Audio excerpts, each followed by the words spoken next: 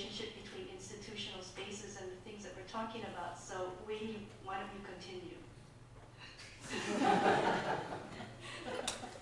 Well, I think that in each of us there are times when we can reflect and think about things. And actually,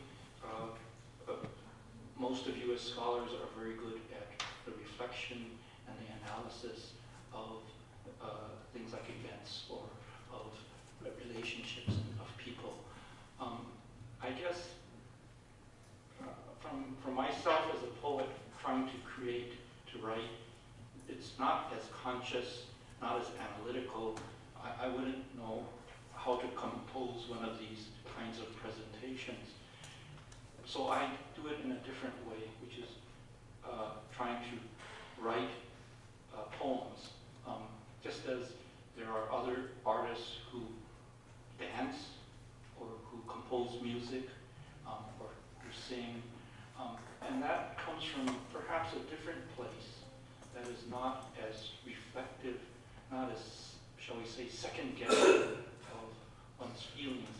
And so I would say that there needs to be both. There needs to be workshops like this where people can look at an event and analyze it. And then there are other times where somebody like myself can look at an event and try to create something new that is not trying to really think about it, but just express an emotion. And I think we need to have both. And so if the education system that you're referring to has a lot of one or the other, I think there needs to be a balance. And especially for those who are here who are from the more academic side, perhaps we can also celebrate as well the dancers and the musicians and the poets within all of us as well.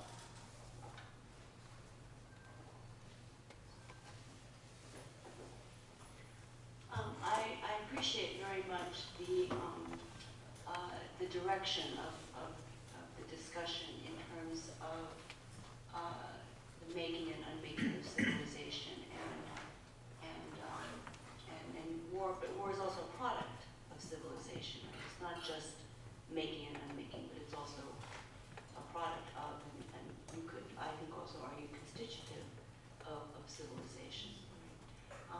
But what I want to is ask you about is another angle on this, which perhaps might speak to this question of permission or a refusal to go to Japan. And that is another angle of war's legacy, which is a question of settling accounts and justice.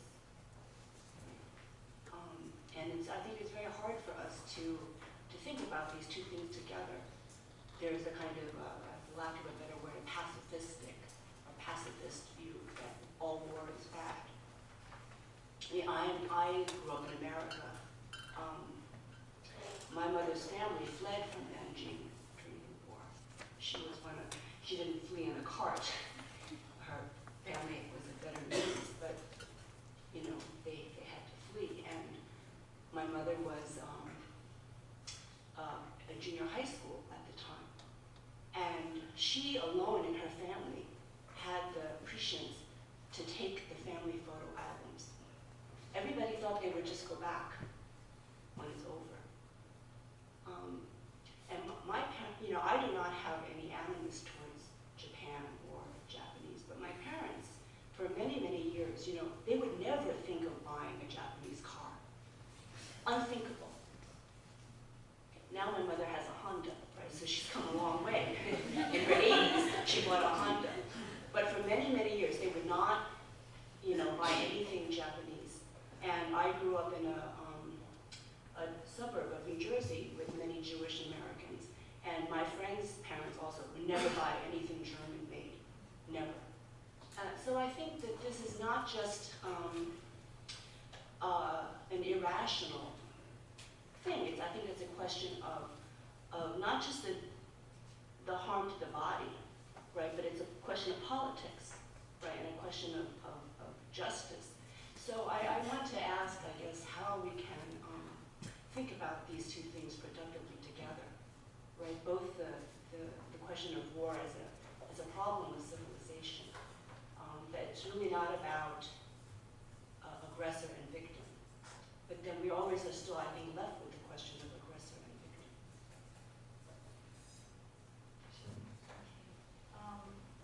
Yeah, about your first question, that, war is a constitutive part of civilization. That's the conclusion I had come to. Have you read Scari's book? I can't read Scari, but I know what she has. Okay, this is an interesting response. Is this an interesting response? Is this a response to Scari based on her advocacy of the right for the private citizen to be armed? No. No. Okay, no, we don't have to go into that. No, I've tried to read Scari. No. Read with you. Okay, wow, okay, I don't know what I'm going to say now. Because I was going to say that I think Scari should be required reading. You should be forced to read this book. I really felt that it was a hopeless situation, that war is constitutive of human nature. But I think the amazing thing about this book, and she does it that's why maybe she's a little hard to read. It's a kind of almost a flat, very moving, very densely written argument. I think if I don't understand injuring bodies as something that is just totally outside, and that we allow it, all of us, we allow it because of this thing called the fictive language of war. For me, if I don't accept that, then there's no point in doing much. I would have to go around about my life, enjoying it. I happen to have a privileged life, but just not thinking about the big issues. So I don't think it's a reputation. I don't think that war is constitutive of civilization, and I think that's a fundamental starting point. Okay, and the other thing, I don't know, this is not going to be an answer to the question. She's also written a book linking justice to beauty. And I think that book is flawed in many ways, but I think it's flawed because we have come to have certain naturalized ideas about what beauty is. And that's what she was writing against it. But I also think it's tremendously, the potential of her basic idea, which is that beauty and justice are always linked. And her definition of beauty is not what we normally think of it. It is symmetry. It is very philosophical. And the reason why I have Noe's sky, I was so excited when I saw it, is because she says that the sky is the most evenly distributed, symmetrical thing that is available equally to all people on the earth when they look at it.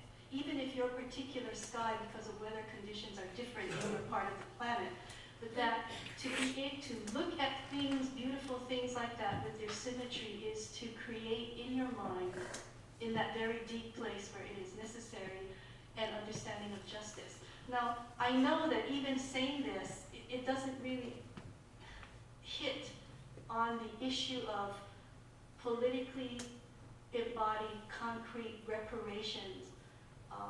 And I need to think about, I'm not saying that I think reparations are very important. I think that the political process and the material embodiment of reparations, the words of the apology, that's very important. Today's talk was not about that. But your question, I think, is how to keep those two realms of, how to put them into relation. That's the important question. I don't have any further answer right now. Thank you. It was a great question. Yeah. Oh. I wanted to talk about our two professors who are somehow unable to go to Japan, or there's a problem with being able to forgive